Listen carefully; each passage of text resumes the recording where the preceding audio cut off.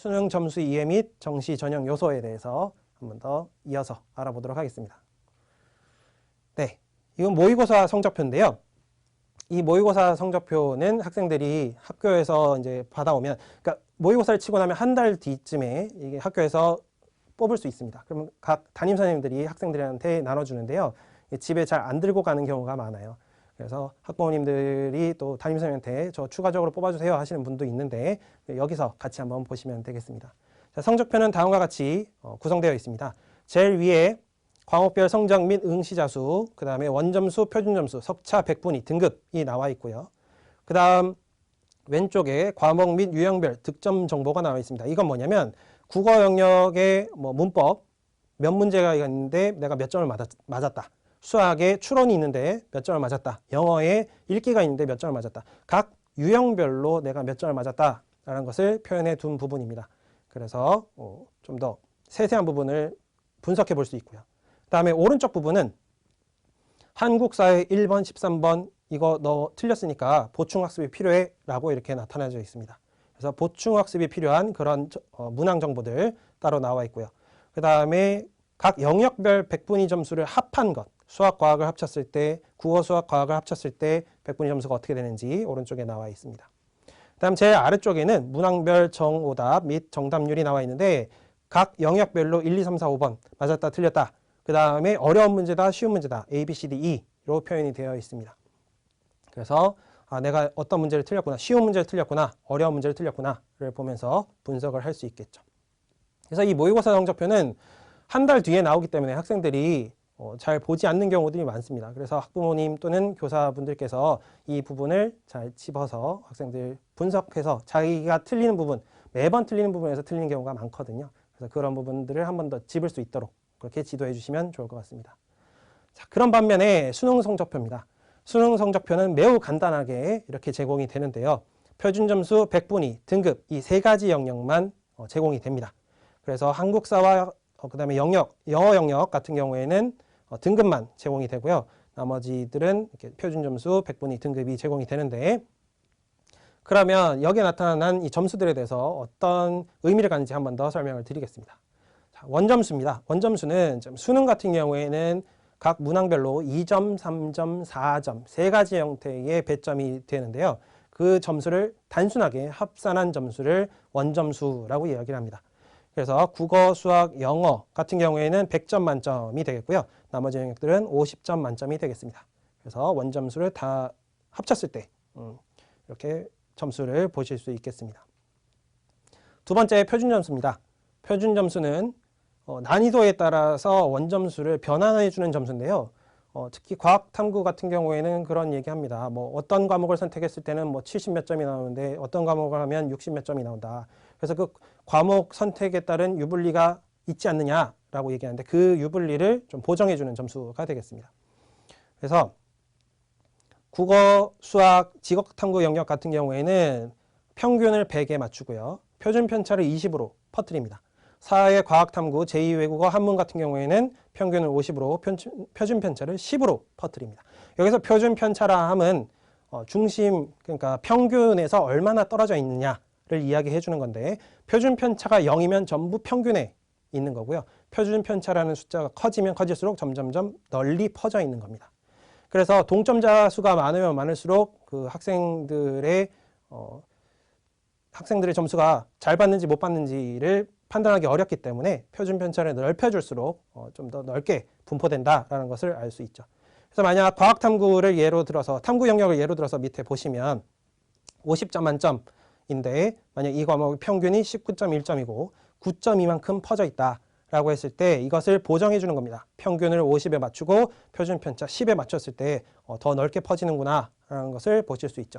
이거를 식으로 보시면 다음과 같고요. 여기에서 이제 표준 점수가 높아지려면 그럼 어떻게 되면 되느냐? 수험생이 소속한 집단의 평균이 낮고요. 그 다음에 표준 편차가 적으면 나의 표준 점수가 높아지게 됩니다. 그래서 평균이 낮다는 것은 문제가 어려운데 더 낮은 점수로 학생들이 평균이 낮다. 그리고 더 많은 학생들이 아래쪽에 모여 있다 할 경우에 표준 점수가 높게 나오죠. 그래서 아래쪽에 예시를 보시면 식에다가 집어넣었을 때 물리2 영역 38점, 원점수 38점이 71점으로 변한다라는 것을 보실 수 있죠. 그래서 표준점수 범위가 이론적으로는 0에서 200 또는 0에서 100이라는 것을 보실 수 있고요. 지금 국어 같은 경우에는 표준점수 높게 나왔던 게 151점 정도, 그 다음에 뭐 탐구 영역, 과학 탐구 영역 같은 경우에는 뭐 64점에서 68점, 뭐 70점대까지도 나오기도 했었습니다. 그래서 각 과목별로 표준 점수가 이렇게 달라질 수 있다는 것을 보시면 되겠고요. 세 번째, 백분위입니다. 백분위는 표준 점수를 근거로 산출을 하게 되는데요. 핵심은 상대적인 서열을 나타내는 점수입니다. 그래서 수험생이 받은 표준 점수보다 낮은 점수의 학생들이 얼마나 되느냐라는 것을 나타내는 것이 백분위 점수가 되겠고요. 그래서 백분율을 보시면 참조해서 보시면 되겠습니다. 그래서 전체 중에 나는 얼마나 되는가를 보는 점수인데 동점자 수의 반을 더해준다라는 부분이 여기서 보입니다. 그래서 예시를 들어서 한 번 더 보면 쉽게 이해가 되실 것 같은데요. 자, 밑에 표를 보시면 나의 점수가 만약에 92점이다. 표준 점수 92점인데 92점을 맞은 학생들이 12명이다. 그러면 그 92점 아래의 학생들 전체는 73명이죠. 그래서 73 플러스 12명 나누기 2 해서 나누기 100 곱하기 100 해주면 79점이라고 나오죠. 이것이 나의 백분위 점수가 되겠습니다. 그래서 백분위 점수는 항상 0부터 100까지 매년 같은 숫자를 가지게 되는 거죠. 네 번째, 등급입니다. 등급은 백분위를 또 기준으로 9개의 등급을 나눠서 산출을 하게 됩니다. 그래서 이 표는 많이 보셨을 거예요. 4, 7, 12, 17, 20 양쪽 끝 4, 1, 9등급 4%, 2, 8등급 7% 이렇게 12, 17, 20 그래서 같은 비율을 가지고 이렇게 나누어 주는 건데요. 그래서 누적 비율 4%, 11%, 23% 정도까지는 외우고 계신 분들이 많이 계실 겁니다. 그래서 등급은 백분위 기준으로 나눈다라는 거 한 번 더 봐주시고요. 다섯 번째, 절대평가입니다. 절대평가는 영어 영역과 한국사 영역을 지금 나누고 있는데요. 마찬가지 9등급으로 나누고 있고요. 그래서 이거를 이제 눈여겨보지 않으신 분들은 한 번쯤 어떻게 되는 거지? 궁금해 하시는 분들이 있는데 영어 같은 경우에는 10점씩 나눠져 있습니다. 그래서 90점 이상, 80점 이상, 70점 이상 이렇게 나뉘어 있는데 한국사 영역은 1등급이 10점이고요. 차이가 10점이고요. 2등급부터는 5점씩 차이가 납니다. 그래서 9개 영역이 나뉜다라는 부분 봐주시면 좋겠습니다. 그런데 이 영어 영역과 한국사 영역은 각 대학별로 등급별 감점을 하거나 특정 영역이 안 되면, 특정 등급이 안 되면 감점한다라는 대학이 있고요. 또는 특정 등급별로 가산점을 주는 대학 또는 비율을 반영하는 대학들이 있습니다. 그래서 각 대학별로 반영 방법이 다르기 때문에 참고를 하셔서 지원 전략을 세우셔야겠습니다. 자, 여섯 번째, 변환 표준 점수입니다. 변환 표준 점수, 변표 적용한다 이런 얘기 많이 들어보셨을 텐데요. 선택 과목에 따른 유불리를 보정하기 위해서 만든 점수입니다. 그래서 이 변환 표준 점수는 수능 점수가 발표되고 나면 각 대학별로 일주일 정도 내지는 열흘 정도 뒤에 각 대학별로 발표를 하게 되고요. 백분위 점수 기준으로 변환 표준 점수를 나타내게 됩니다.